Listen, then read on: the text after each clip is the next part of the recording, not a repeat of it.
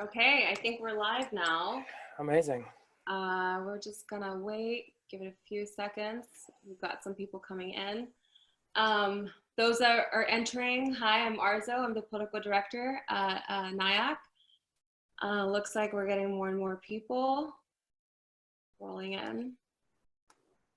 I love this. The numbers are just going up and up and up. Wonderful. That's you, Alan. That's all you.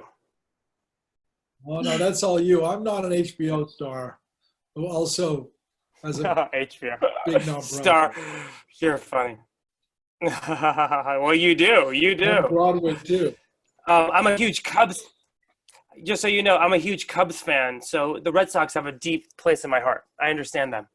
Well, you know, Theo Epstein, who is the general manager of the Cubs, he was in Boston. He's a good friend of mine. He's actually supporting me. Oh my God, are you serious? That's crazy. Absolutely. Yeah, his twin brother married a really good friend of mine who was in the third City Year program. Wow, really? Forever. Yeah. Wow, Yeah. that was. So I love the Cubs. I love the Cubs. The Cubs are and the Red Sox. Yeah, share, same. You know, Same. We both, yeah, thanks dynasty. to Theo, we both broke the curse. Yeah, Theo. Yeah, Theo, thank you, Theo. Well, you know, it's funny. When he went to the Cubs, I told all my friends, they're going to win a World Series. You watch. He's going to get it. Yeah. So, and they did. It was not in history. 108 years. Yeah. So, I'm gonna begin now. I think we've got a good number of people to start with. So again, hello everybody. For those that joined a few minutes after, my name is Arzo. I'm the political director at NIAC. It's very exciting to host this event tonight, both with Arian and Alan.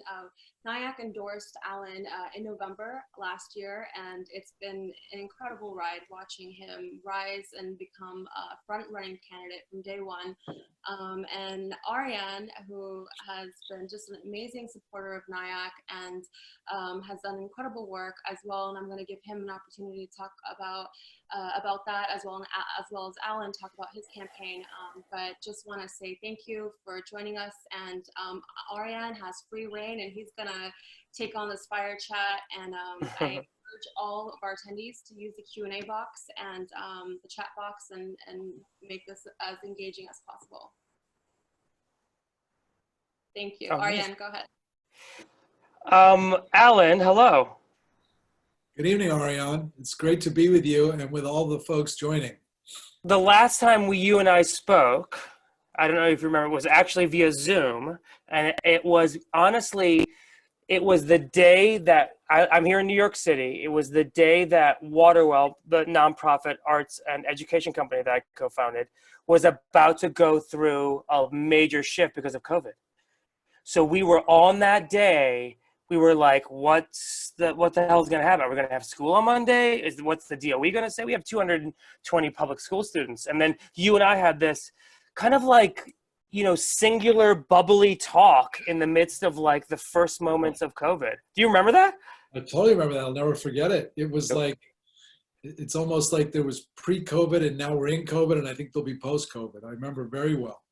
Yeah, it was such a unique moment because all of a sudden, you know, you and I crossed paths, and you and I are so, you know, we're doing different things, but we're very similar. And I said this to you on the phone conversation, which is why I'm excited about this conversation, is that I said to you that I kind of want to be you when I grow up, even though I'm old. I want to be you. That's who I want to be. You, so we could be like in that movie where people trade places. I think. Yeah, we'll do some trading places. We'll get that, you know, Eddie Murphy movie back. Alan, tell us a little bit about yourself, like starting from like the roots of it all. Like, we have a very deep connection because we're both like Iranian Americans, and talk a little bit about that. Like, tell me a little bit about yourself. Sure, Arian. Thank you. Well, thank you for joining us, and we made a deep connection in our first conversation, and I'm so honored to join you and everyone who's joining in tonight. I want to thank NIAC and Arzo and Jamal, and they've been amazing getting behind me, you know, literally right after I got in the race, which I'm really grateful for. You know, I'm really here because of my mom and dad, and we shared these stories when we first met. So my mother was Italian, She was classic Italian. She was a nurse anesthetist. My father was a surgeon. They met in the operating room in Pittsburgh at Mercy Hospital. My mother was the wisest person I've ever known. She taught me the most important thing I've ever learned, which is every single person has a special gift to give. And the way you bring that out is by loving them. And my mother loved fearlessly, friends and strangers alike. She would be having a hell of a time right now because when my mother met somebody, even for the first time, her automatic instinct was to hug them, look them in the eye, make a special connection. She figured out what was beautiful inside people as well as out. And that was my I love mom. that. Thank you. My father, and we bonded over this, my father was an immigrant from Iran. He had a chance to go to medical school in Switzerland at the University of Lausanne. My father was a huge believer in, was always for my dad, Dr. Mossadegh, who was the popular elected prime minister of Iran, as I'm sure all of our guests know, and you know well. And my father was in medical school in 1953 when Dr. Mossadegh was overthrown. So my dad decided to come to America as opposed to going back to a country of dictatorship. He was a huge believer in democracy, in freedom, the ideals of this country, equality of opportunity, and most of all, justice. And my dad, as a little kid, when I was 8 years old, told me the story of Mossadegh. And he said to me, Alan, he said, first of all, he felt America was the one country that would welcome him more than any other country in the world. He could come here. I'm amazed at what my dad did. And you told me the story of your family. Coming here, not knowing a single person, having to retake all of his medical tests in English, all by himself. So hard. It's so hard. All that stuff is so hard. It's so hard. Like yeah. I mean, all that yeah, the only equivalent would be like if I went to China at age 20 and had to redo everything in Chinese. I can't imagine it. But he raised me as a kid. He said, Alan, this is the greatest country in the world because of its ideals of liberty and democracy and most of all justice. But he also taught me about the CIA, our CIA, and the British overthrowing Mossadegh, Dr. Mossadegh. And he said, Alan, whenever America goes against its ideals, it always runs into trouble. And he taught me about other dictators we wrongly supported, like Marcos in the Philippines, or Batista in Cuba, or not supporting Mandela in his fight for freedom. And he said, Alan, you should love this country enough that you fight for its ideals. And really because of and he was a huge believer in democracy. Both my parents have passed now, but I know they're with me. Running for Congress is hard. And I draw on my mom and dad every single day. And I know my mom's on my left and my dad's on my right. And honestly, I'm doing this for them, and particularly for my dad. It's hard for me to believe that if I get elected, and you've already been a huge help with the help of the people on this video webinar, I'll be the first Iranian American ever elected to Congress, which, our community, our leaders in arts and culture, as you are, preeminent, our leaders in medicine, like my dad was, our leaders in academia, our leaders in technology, our leaders in business, huge entrepreneurs, our leaders in every field, you name it, we punch above our weight as a community, and except in politics. And I think there's a lot of reason for that. But I also know that it's time that we get our seat at that table. And yeah, that's what I love that. I love that. It's amazing to me because it's not just that you're doing this out of the blue. Alan, you've been working in the service community for what, 30 years? I mean, you've been 32. I started City, or actually 33. In 1987, out of law school. I got out of law school. I started City right then. You started right then. And what was, you say like you started it right then. But like, what was the purpose? What was your drive? There must have been so many roadblocks and people saying no, and like, this is cuckoo and this is a crazy idea. Like, how did you keep pushing forward to like make this, city here, which is a massive service organization for the United States of America? Well, it's the same instinct that got you to start Waterwell. And how much, I know the time you put into that, enormous amount of time. You could just be going for the next rung on the ladder with the incredible success you've had. It really came from my mom and dad, because I came across this idea of national service, that basically there should be an opportunity for every young person as a rite of passage when they turn 18 or 19 or 20 or 21 to spend a year in full-time service with people who are different. And when I heard it, I said, okay, that will most put into practice what my parents taught me. It gives every single person a chance to share their gifts and discover their gifts and spread more love in the world, which was what my mom taught me. My dad did too. He was a very loving, spiritual person. But also to be active, full-time participants in our democracy, which is what my dad taught me. He said this country has freedom, and he appreciated it. You know, when he became a citizen, he had to earn it. He had to take the test and be sworn in. It was one of the proudest days of his life. And so I did it really because of them, because I felt like this is a way for me to honor. And my parents made huge sacrifices for me to go to the best schools, and my siblings, you know, education. We know as Iranian Americans, that's premier. And they did that for me. And I felt, and they were service people. So I felt, okay, I've been given all this opportunity. I want to try and give back. And so we did start City Year. We started with 50 young people in Boston. And today it's in 32 cities, including around the world. Tell us a little bit about that City Year, what that came from, how it was started, and just give us like a little bit of a spark of like what you had to do to get off the ground.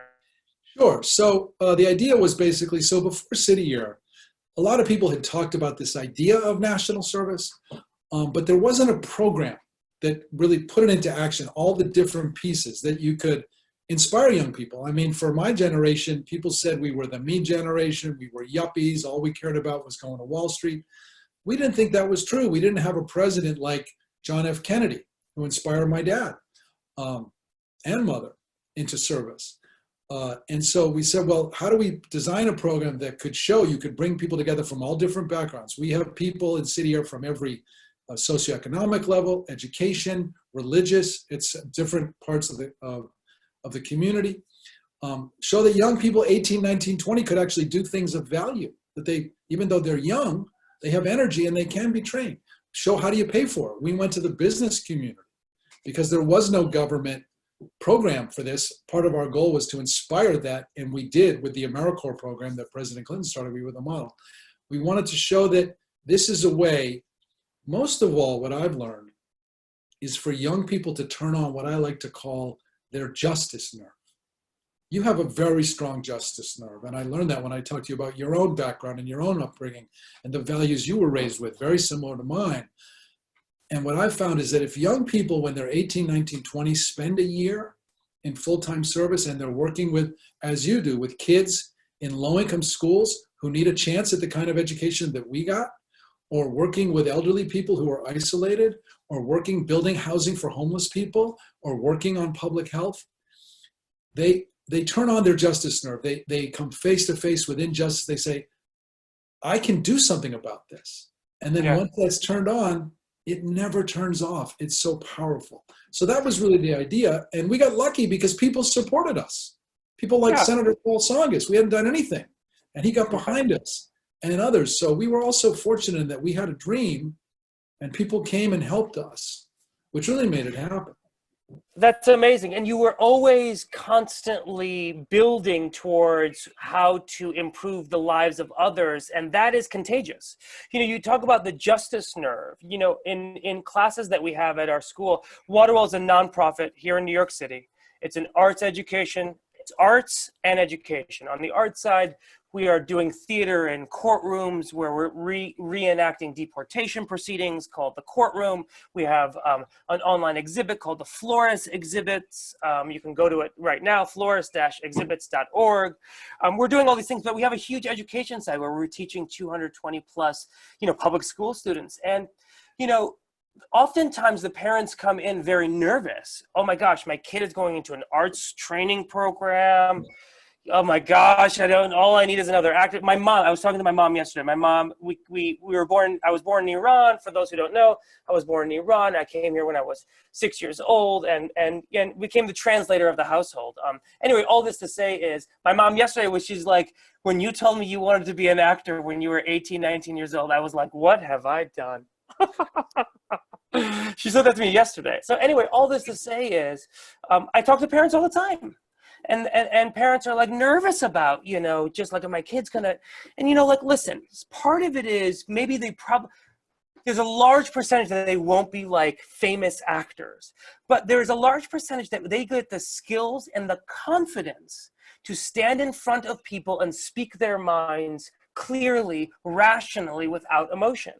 And that confidence leads to making better decisions. And those better decisions, if you're an actor, turns into auditions that, get you jobs, and that jobs get you another job. And then the confidence just builds. So your justice nerve is what we are just like building on the empathy bone to just really kind of like build on confidence. And that confidence is contagious. That's such an Iranian thing. We come from Zoroastrian backgrounds, and we have this belief of good thoughts, good words, good deeds. That's what we believe in. Good thoughts, good words, good deeds. And when we were chatting that day, those were the things that were sparking off. So amazing. See, the interesting thing is, so I did City Year because service can be a meeting. Everybody, Dr. King said this, everybody can be great because everybody can serve. The other meeting place is the arts. Everyone can participate in the arts. That's right. You don't have to be extraordinarily, but you can do drama, you can do art, you can do painting, you can do culture. And it is, what I love about your work, Arian, is you recognize that arts can be a way to build community and to empower young people, especially young people who maybe they aren't president of their class or head of the school paper or captain of the sports team, but they can be artistic, and you can be on stage or you can be doing costumes. I mean, just like service, it's so inclusive. And I love that with Waterwell, you realized this is a way to build people's confidence and to empower them. And also that you're working with the kids who need it the most in your school. So, and we also talked about you developing a curriculum that can be spread across New York City. And it can have growth, could really kind of like go into a place. We're one of the only arts education programs right now. There's very few now that are doing, distance learning right now online and with our classes, live classes. And the reason is because we can't let our students, this is a very immigrant thing that I think you understand as well. Probably you got from your parents, as you were saying, is that none of the work of City Year and AmeriCorps and all these other amazing things that you've accomplished, and your wife, which I want to talk about,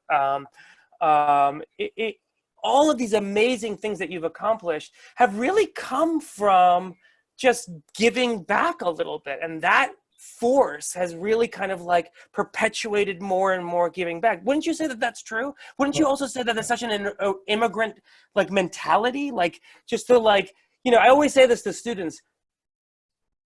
It was so hard being an immigrant in this country. Like that was really difficult. Don't you agree? Absolutely. Well, as I said, I so honor what my father did, and my grandfather on my mother's side, both of them coming here with nothing, having to relearn the language, especially my father, because, he settled in Pittsburgh. He got offered to have a residency in Pittsburgh at Mercy Hospital. There was not an Iranian community there back in 1957, when he landed in Pittsburgh. And then he did cancer research in Boston. And then he realized he had 4 children. My mother actually supported us as a nurse anesthetist. She made more money nurse anesthetist in the operating room than my dad did doing research. And finally, when my brother was born, I'm one of 4 kids. My father gave up his dream, which was to cure cancer. And he got offered to be the chief of surgery at the Veterans Hospital in Manchester, New Hampshire. So we moved up there. And then he went into private practice. But there was not a big Iranian American community in Manchester, New Hampshire. So what my dad did and my mother, they reached out to everybody. Our house was like a United Nations. There were Egyptians there, and Palestinians, and Indian Americans, and Jewish Americans, and African Americans. I mean, my parents, because they came from this immigrant background, they naturally reached out to other people. And my dad recruited doctors to come and said, look, you can come, you can come to Manchester and you can really break new ground. He did that. So again, I honor so much what you did, your family, what my dad did, not knowing anybody. This is the story, though, especially of our community, coming to this country, and as I said, excelling in every space except for politics. And I also think about, what this administration has done with the Muslim ban. And I think my father, if he was trying to come here today, Crazy, isn't it? Yeah. would be banned. And when he retired, we realized he had served more than 20,000 patients. And veterans. Yes, and veterans through the VA. And he was on the board of the National American Cancer Society for 30 years. He was president of the New Hampshire Medical Society. Wow. The impact that he had, many times saving people's lives, because he was a vascular surgeon, a cancer specialist. And I think, imagine if he had been banned from this country. And that gives me more of a sense of urgency to get elected, to show both people here in America and honestly people back home. This is not the great Satan. If a son of an Iranian American who came here with nothing, within one generation can get elected to the United States Congress, what an amazing country. Yeah, that's right. And so that's a big motivation for me. And, for City Year, people say, how'd you do that? The truth is, it wasn't me. It wasn't my best friend, Michael Brown. It was the people, just like with you in Waterwell, people rally to good ideas. Yeah. There's a spirit that people want to be involved and make a difference. I've seen that my whole life. And we're seeing it now with the coronavirus. Yeah, talk about a little bit about that. How are organizations like City Year, how are you guys dealing in the national service? How is the campaigning? I mean, it's like, how has that changed obviously it's changed all of our lives. So we know the things that are common in between us, but how has it changed the way that you're communicating with people? How has it changed? Have you felt fear more now? I feel like I'm feeling fear more. What do you think about that? Sure. Well, look, we already had a mental health crisis, and I know you've worked on this with Waterwell too, because art is a great way for people to deal with anxiety or pressure. It's a great release. We have a teen anxiety crisis in this country. I know I have a teenager and a soon-to-be teenager, and we have to do more on mental health, and now this is adding to that. I think, honestly, Arian, and all of our guests, that we are going to look back. There's going to be pre-COVID America and post-COVID America. And what the coronavirus is exposing is what my parents taught me as a little kid, which is there are deep injustices in our country. We're seeing that it's attacking more low-income people, more people of color. It's raising questions like who has healthcare and who doesn't? Who has access to the internet? I've worked with young people who can't afford broadband. They don't have the computers to get it. Who is $500 away from a disaster, and who has savings for a rainy day? We're seeing now miles of people lined up in their cars to go to food banks. But then we're also seeing, and so I think we have to commit ourselves to leaving this as a legacy of already, 90,000 people who've died already, that we are going to leave this with a more just, a more fair, a more inclusive society. And the reason I know that's possible is because how regular Americans have responded. Nurses and doctors like my parents, and I know if they were alive, they'd be back in the hospital. That's how they were. Yeah. My brother. My brother right now is down in the DC area, Maryland area, and he is, on the front lines as an anesthesiologist, like working 10-hour days, like putting here's a guy that fought in the Iran-Iraq war and now is, so gracious and not gracious, but so grateful. That's another thing that it's so amazing about talking to you, Alan, is we don't take for granted how amazing America can be. There's real opportunity for us, for people in a country like this, because look at your parents, look at my family, like people have risen to the top. Like, tell us a little bit about how much of that energy is pushing in the communities that you're talking to when you're on campaigning. Absolutely, Arian. And thank God for your brother and so many others like him. And there are a lot of Iranian Americans who are in the medical profession who have joined him on the front lines, just like my dad did and my mother. And so you see this spirit, and you see people making sure kids get school breakfast and school lunch. You see people making sure that elderly people aren't isolated and they're getting fed. Even grocery store clerks who are risking their lives, who should have PPE and don't. The sanitation workers that are making sure our trash gets picked up. And most of all, the people who are volunteering, who are stepping forward. We at City Year have switched to all online learning, and we're doing that every day. But so what gives me hope is how the American people are responding to this. there is lots of anxiety, there's legitimate fear, but also we're seeing the best of our people. And that's why I think we're going to enter, I think, a New Deal period, where the last time we had a big crisis like this, we made big progress. We got Social Security, we had the Civilian Conservation Corps, which is the last time we had national service at scale. So I've called for immediately 500,000 young people in service in programs like City Year, and to 1 million within a year, to put young people to work. My daughter's graduating from high school in 3 weeks. Millions of young people are graduating college into the worst economic environment since the Great Depression, and we need them. We can solve two problems at once. We can put them to work through service jobs. We need 300,000 contact tracers in a public health corps. We can't safely reopen the economy. You're in New York City. I'm in Boston.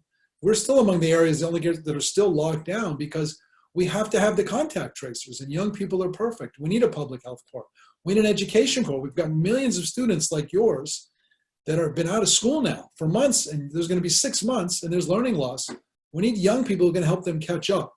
We need a climate action corps. We need an opportunity corps to fight poverty. Why not put young people to work? And I think, I've been working on this issue my whole life. City Year was the model. If our community can help me get elected, I will get that done. I really believe it. It's got huge support. There was a poll done on my proposal just last week, an independent poll. 84% of the American people support having the federal government put 500,000 young people to work in service jobs to fight the coronavirus. So I think those are some of the possibilities that are emerging from this. We're also realizing what's important.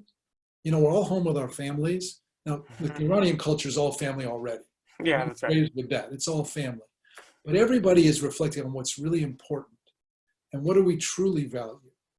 And it is that human. I know, again, I'm very blessed. My wife is healthy. My 2 children are healthy. And my wife's parents, my in-laws, who are 85 and 88, are okay. Praise the Lord. But there are so many people who don't have that situation, or even with that, I'm just craving being able to hug somebody. I mean, I hug my kids and my wife every day. But just being able to hug somebody who isn't my immediate family, it's getting all of us, I think, to think, what are we going to take from this, and how are we going to be different? And I think that's it. I think it leads to new possibilities. It's powerful you saying that, Alan, because I do think that this is a New Deal kind of situation that we're in. I think that we are looking at something that is a reset, a new start, a redo, and we're going to need bold ideas like that. And especially in an economy right now where schools are hundreds of thousands of dollars. My brother Omid, who fought in the Iran-Iraq War and who's an anesthesiologist, his daughter Roz just graduated Emerson, and she didn't have a graduation, but she's also now in a workforce that's completely shifted. So 4 years of education has completely shifted. Where does one go if they want to do good work? And it's maybe because of the current administration. There's so much energy into improving on communities, and you having all of the background in doing that for so long seems like a perfect mesh and a perfect fit for that. You said something that I want to ask you about being at home with your family. I'm constantly processing it as well for myself, but what's the biggest lesson you've learned so far from being so tight-knit with your family? What's the thing that you're like, oh, here's a door that's been open? Do you know what I mean? Oh, that is a great question, Arian. I'll answer. I want to hear yours. So first of all, that I am deeply blessed, deeply, deeply blessed. I mean, my children have always been the lights of my life, but even more so now. I'm seeing, I was sharing with you before we got on that I'm actually in my son's bedroom right now. And when I had to set up a home office, I went to my kids. We're very fortunate. We have an attic. We have a spare guest bedroom up there, and then a little playroom. And so I said to my kids, I'm going to move up to the attic. And my son, who will be 12 next month, said, Dad, I want to move up there. And then my daughter, who's 18, who just turned 18 yesterday, his big sister said, well, if Reese moves up there, I'll move up to the attic. And just yesterday we celebrated my daughter's birthday, and we went around to say, one special thing about my daughter, who's amazing. And Reese said, I have the greatest big sister. It's been so great just hanging out with you because it's just the two of them.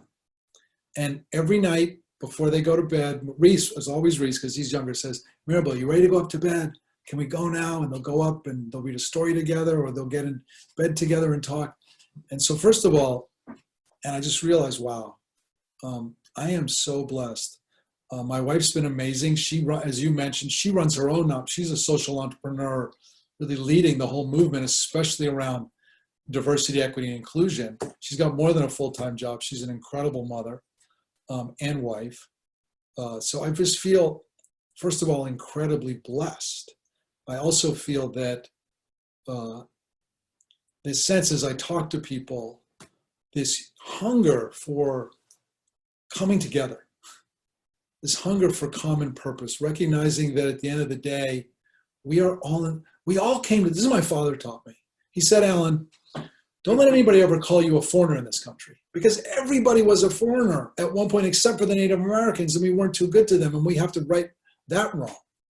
But, at the end of the day, we all came here from a different place, inspired by the ideals of this country and the American dream, which to me is not just how well can you do, but also your opportunity to give back to others and be part of a community that literally is the world in one place. So I'm feeling that more, especially as I talk to people, that I think there's a hunger to go back to what brought all of us here, or our parents, or our grandparents, or even our great-grandparents to come to this country. That's the story. And so I'm very hopeful that as we come out of this, we are going to have an opportunity to write a new story. Look, you're a beautiful artist, and you're going to be part of this. We have to write the next American story. My father taught me this country is a beacon to the world when we live up to our ideals. We have to recapture that. And I really believe that the Iranian American community, that our leaders, part of the reason I want to get into Congress, very honestly, is, and Iranians are very humble.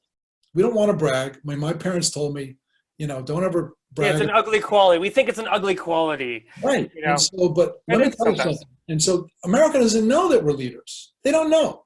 They don't know that we lead everywhere but I'll tell you, if our community helps me get into Congress, I'm going to use my platform to brag about our community. I love that. At the Nowruz events, I will show up at every event. I will do statements I will have events in Washington where I invite leaders from every field to say, here are Iranian Americans, because our story has to be told. I saw something. I still love that. Go ahead. No. You saw something what? Well, no, I don't know if people saw this, but Lindsey Graham, who's a very powerful senator, I'm never going to forget this, who's, from South Carolina. People may remember when Elizabeth Warren, my home state senator, was getting in trouble over her DNA test. So she finally took a DNA test. And then Lindsey Graham was on Fox News. And the commentator asked him, well, Senator, would you be willing to take a DNA test like Elizabeth Warren? And Lindsey Graham responded, I'd be happy to take a DNA test. I just hope it doesn't show that I have any Iranian blood. Oh, I remember that. And they all laughed. They thought it was a funny joke. And I literally wanted to throw something at the TV. I thought to myself, if he had said, it showed I had any, any other blood, Christian blood, Jewish blood, African-American blood, he'd be drummed out of the Senate. Instead, they laughed. He wasn't censured. There's no repercussion. And and I thought, okay, if I were in Congress, I would have been on the floor of the House immediately saying he should be censured, if not removed. You can't do, but that's where our community is when it comes to national politics. That's where it is. That's where it is. When you have in art right now, when you show a society that shows the 0.0001% of what we are and not show all of the advancements. And, I keep going back to this, but every time you bring this up, your father was a doctor at the VA. Yes. Your Iranian American father, who was born in Iran, served veterans in this country and was proud of it. Absolutely. You know, and so that Lindsey Graham, I remember when that all happened, and when you were talking about it, I was like, I know there's some crazy shit that he said is coming up, but I remember that now, and I remember thinking to myself, you should be so lucky. You should be so lucky. We have Absolutely. so many great people that are bettering society, people like yourself that are putting good work out there and trying to better society as best that they can with the circumstances that they have. How do you think you're going to be? So let's say you're elected, which I think you will be. Let's say you're elected and you're in there, and you know how it is right now.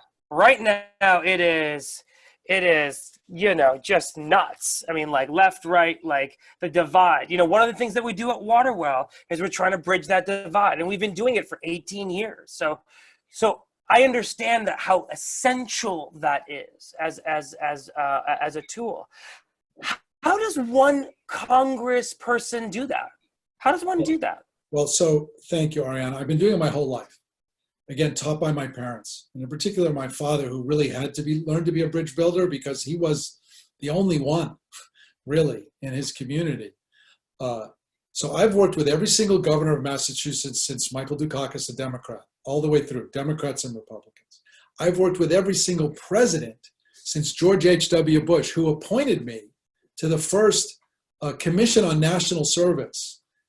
That he did a bipartisan legislation with Senator Kennedy, who was also a role model and mentor for me. And I got appointed in my late 20s because I'd founded City Year, and they thought, well, this is for young people. Let's have some young people. I was appointed by a Republican president. I learned a lot. I've worked with every president since then. I worked very closely with President Clinton to create the AmeriCorps program. I worked very closely with President Obama to do a big expansion of AmeriCorps. But I also worked with George H.W. Bush and President George W. Bush. I've worked with every president except for Trump. I won't work with him because he stands for everything my parents raised me that I should fight for. He did the Muslim ban as one of the first things he did. He's vilifying. Crazy. He lives on division.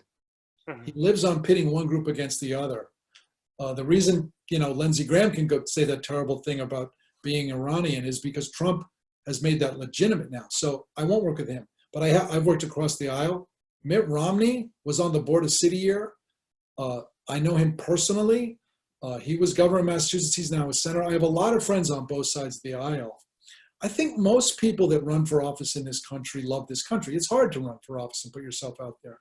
So I don't prejudge people. What I will do is, the first thing I'll do is I will introduce this service legislation, which is very bipartisan and will meet a huge need. And I honestly believe if our community helps me get in there, I will get that done and put literally 1 million young people to work.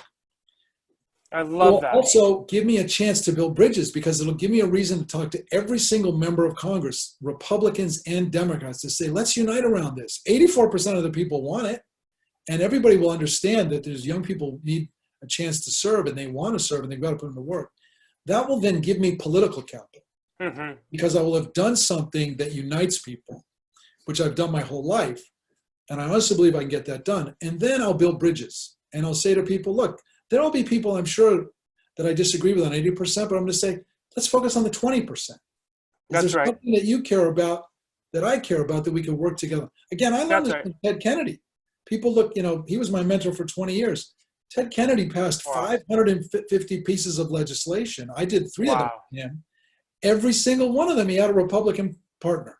And he said to me, Alan, if I don't, then as soon as we get out of power and the Republicans, they're just going to get rid of it all. That's right. Now, the other thing that and so I learned that from him, and I will role model that. But the other thing I learned from Kennedy is if it's fundamentally your values or principles, then you don't compromise. So you mentioned that your brother, God bless him, fought in the Iran-Iraq war. And we were on the wrong side of that, by the way. You know, we were supporting Saddam Hussein because we thought the enemy of my enemy is my friend. And guess what happened? Kennedy voted against the Iraq war. And he was one of the few Democrats who actually did. That's right. And you know, other Democrats went along. They didn't really dig deep into what's really behind this story here. And so when it came to things like that, he stood firm. And so that's how I'll try to operate. He had lots of friends on the other side, but he also stood firm on fundamental values. And so I think you can do that. And I do think that we're in a period now where people want that. People want to see people building bridges and working together. And by the way, there's a whole bunch of things that 80% of the American people agree on. 80% agree that climate change is a threat. We got to trust science. 80% want to deal with gun violence and want you Yeah. Oh my God. Yeah, totally. 80% support DACA. They understand that these kids who came here as dreamers is the only country they've ever known. Where are we going to send them back to? So there is a chance, I think. I approach politics as a way of bringing people like you in, bringing our community in, building coalitions so that we, the people, are represented. And I think with that strategy, you can actually get things done. I think you can. So that's exactly the answer that we as Americans want to hear. Do you know what I mean? We are tired. We just want people to get shit done. Yes. Get it done. Like, you know what? Figure out your own personal problems, y'all. Like, we got big problems down here, and we need you to like play. You know, at Waterwell, we always say it doesn't have to be your idea. It doesn't have to be my idea, but it does have to be the best idea. Yes. I agree with you, and that's how things work. So I'm just looking at the chat here. Yeah. Oh, yeah. I've been seeing a couple of questions I'd like to answer because people are asking. So which one do you want to go for first? Well, I think I'll do. People are interested in the race. So yeah. Let me talk about that for a second. Please do. So there are 10 candidates in this race. So you know, Massachusetts is largely a Democratic state when it comes to national offices. Our governor moves back and forth, but for federal, all the Congress people and senators are Democrats. So when an opportunity like this opens up, it's a free-for-all. And the good news is if I win the primary, I win. It's a strong Democratic seat. The bad news is I'm not a career politician. I did run for office before. I ran for the Senate after Ted Kennedy passed in a special election that I wasn't successful in, but I did better than people thought. I got the Boston Globe endorsement and others. And it was only 100 days. I have a good chance at winning this, but there's 10 of us. I'm running against 2 city councilors from Newton. That's the biggest city in the district. They have a base. I'm running against someone who is the daughter of a man who ran the Democratic Party under Bill Clinton. He's a good friend of mine, Steve Grossman. His daughter-in-law, Becky's running, but he's got national connections. He was also elected statewide in Massachusetts as treasurer, ran for governor twice, didn't make it, but he has a lot of connections. I'm running against a woman who worked for our governor, Deval Patrick, who's also a good friend of mine for 9 years. So she made a lot of connections in the Democratic Party while she was working for Deval. I'm running against a veteran, Jake Auchincloss, whose family is Auchincloss. People may know them, connect to the Kennedys, and he's raising a lot of money. In fact, he's raised the most money. I'm in second. I'm behind him, but I don't have a normal political base because I haven't spent my life thinking about running for this office to then use it as a stepping stone in the next office. It's why, but you know, I'm doing very well. I got the most signatures. I am building a grassroots army. Yeah, talk a little bit about all the amazing people that have like signed on. Talk to me about J.J. Abrams. Yeah, so thank you. So I am getting, because I've been in public service, I haven't been in politics, but I've been in public service for more than 33 years, and I've built a lot of great relationships. So General Stanley McChrystal's endorsed me. Susan Rice is, former ambassador, UN ambassador now Sweden endorsed me. Mayor Mitch Landrieu has endorsed me. Michelle Flournoy, who will likely be the first woman Secretary of Defense and is a good friend, has endorsed me. Senator Gary Hart has endorsed me. Jack Lew has supported me. I have got the forces with me. I have George Lucas, yeah, that's right. J.J. Abrams supporting. Unbelievable. So that, you have the force. You actually have the force with you. That's something that a lot of people can't say. Well, they won't be able to say that. It's also given me a lot of street cred with my kids. But I do need, very honestly, I need the Iranian American community to get behind me. I am in second in fundraising, and unfortunately, I'm a grassroots person. We had an entire plan to knock on every single door, and I've recruited the volunteers to do it, but we can't do that now because of the coronavirus. And so, well, I'm just going to say we're going to send some links out today. We're going to send some links out to everyone right now, and after this is done, about maybe donating, helping Alan be the first Iranian American ever to be. It sounds so crazy to me that it hasn't even happened, but that is so exciting to hear, and it's exciting to kind of think about. I have a question in the panel and that from Jamal. As Iranian American people, what can we do for what can you and I do for our birth country? I can jump in. If you can jump in, you let me know what you want to. Sure, I'll start it and you please add. So because Please. you go, Arian, because you were born there.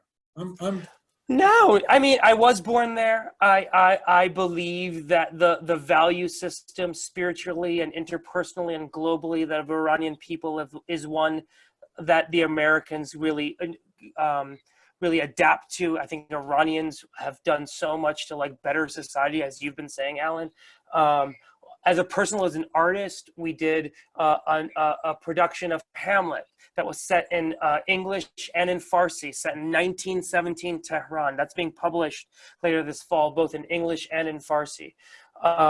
We are working alongside Iranian American organizations to help, bring them to the theater so they can see what we are up to and see what we're doing and see how it can, and also on a deeper level, to help the Iranian American people and the Iranians in Iran. Sometimes it's to show the Americans that we're on your team. We're and so if more the Americans that don't know anything about Iran are just ignorant about this.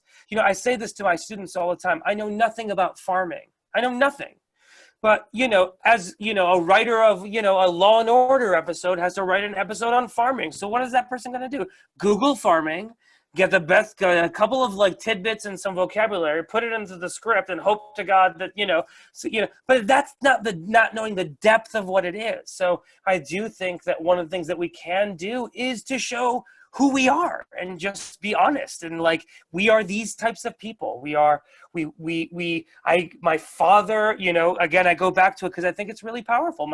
I think my father, who was born in Iran, served veterans. My brother and my other brother and my sister work in American society to help better the society. My parents, babysat children. My mom babysat, we're doing what we can. And some of that is just shining a light to it. That's something that the arts can do. That's the hope, at least. Yes, no, I think. What about you, Alan? I think that's beautiful. And to build on that, so, my dad never got to go home, which still weighs on me. He came here, he left after Dr. Mossadegh was overthrown, and then for a while, and then he married my mom, and he had 4 children, and for a while he was afraid to go back because he's afraid, well, he's a doctor, they want him to stay. And then in the mid-70s, around 76, his cousin, who was really more like his brother, who also followed him to Switzerland, went back home. And I'm the oldest of 4, and my brother was getting to be old enough. So my dad was planning actually a whole family trip. We'd all go. And then the revolution broke out in 1979. It was right about, I graduated high school that year, and my brother's 6 years younger. So we thought right around then he was planning. And then we didn't go because of the revolution. And then, when my dad, when he was dying and he was sick, he kept telling me, Alan, I want to go home. Take me home. And he was too ill to go. He couldn't walk even. But I felt this yearning. He's just like, Alan, take me home. Promise me you'll take me home. And I said, Dad, I'd love to, but I can't. You're not well enough. Oh, I want to go. So what my dad also taught me is that Iranians love Americans. They don't always love our government, but they love Americans. So I pledge, if I get elected, I will go to Iran as a United States congressperson. Wow. 70% of the people in Iran, as I'm sure you know and our viewers know, are under 30. They weren't even alive when the revolution happened. That's right. This regime now has lost credibility because they've murdered people in the streets, not only in Tehran, but in other parts of the country. That's right. But the people have been protesting. And I think it will send a huge message that if the son of an Iranian American, first generation, gets elected to the United States Congress, that wait a minute, that this is not the great Satan, that it is an amazing country. And I think that I could be a symbol, just as you are, as an artist, and others are, to send a message to Iran. And I will do what I can for a more thoughtful foreign policy. I will support exchange programs, cultural exchange, student exchanges. I will support building bridges. Look, we did this with the Soviet Union, And guess what? After a while, the Soviet Union fell. I have the same belief. It takes time, but the revolution now is over 40 years old. And I think that if I am elected, if our community helps me get elected, that will send a big message. I will also be for a much more thoughtful foreign policy. Americans don't know anything about the history. They don't know that Iran has had a democracy movement going back to 1905 with the Majlis. They know nothing about that. That we overthrew Mossadegh. They don't know that we actually supported Iraq in the Iran-Iraq war, which led to Saddam Hussein, who then turned on. I mean, this goes back to the thing I'm talking about, farming. You know, it goes back to the farming thing. Like, when you don't know anything about anything, you're just going to grab the 2 or 3, first, Google links that come up. I mean, that's basically it. I have one more question before we start heading that I really want to get at. Nari Safavi John says, have you encountered any expected liabilities of being Iranian American during your campaign? That's a tough question. It is. Nari, thank you for asking that. I haven't outwardly. I haven't. I think that, but often people don't tell you exactly what they think. I do think there's a reason that there hasn't been an Iranian American elected to the United States Congress so far. As I mentioned, the Lindsey Graham thing, if he had mentioned any other community, he would have been at least censured, if not trumped. So I think there is an underlying, prejudice, or I would say maybe a lack of awareness.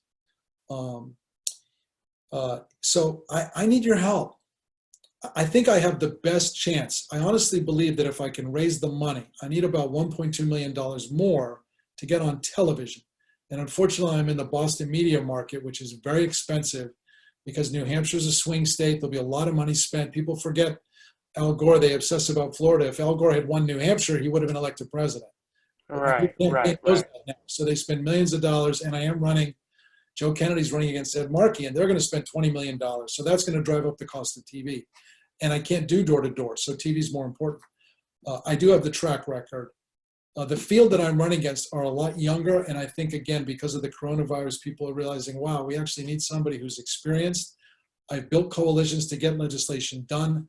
I am wired in the Biden administration. If Vice President Biden's, his chief of staff as vice president, Bruce Reed, is a very good friend of mine. He's now in the center of the campaign. He held my first fundraiser. I know Gene Sperling. Wow. I know Jack Luce, Susan Rice, Michelle. I mean, I can go on and on. So I do believe I have the best chance of any Iranian American who's ever run for Congress. But I need our community to get behind me. I won't be able to do it without you. I'm behind in fundraising. I can catch up. I had fundraisers scheduled. I was supposed to go to New York that day when we had a Zoom call. Yeah. Because of the coronavirus. And then the following week, I had a fundraiser scheduled with Arnie Duncan, former Secretary of Education. Susan Rice was coming to Boston for me, but had to cancel. Congressman Jamie Raskin's also supporting me, who's been a huge champion of NIAC and the Iranian community. We had a big fundraiser around Nowruz scheduled with him, with over 120 people coming. I had to cancel. And I had 3 others. So I got behind because of all these things we had to cancel. I'm working hard to catch up, doing Zoom events like this. But so it hasn't been outward, but I definitely think there is, there's I'd say at least a lack of awareness. And That's so, right. Our community, it's legitimate to be critical because of this whole thing. And Trump is not helping at all. No, God. Well, that's a comment that can be said often. Hey, when is the primary? And what is, again, just give us your website really quickly, loudly. Sure. So the primary is September 1st, which gives me a lot of time, which is great. The title of my book is Big Citizenship. I saw somebody ask that. Big Citizenship, that's right. And the website is just alankhazei.com, ALANKHAZEI.com, or KZ, just the letter K, the letter Z, the number 4C, KZ4Congress.com.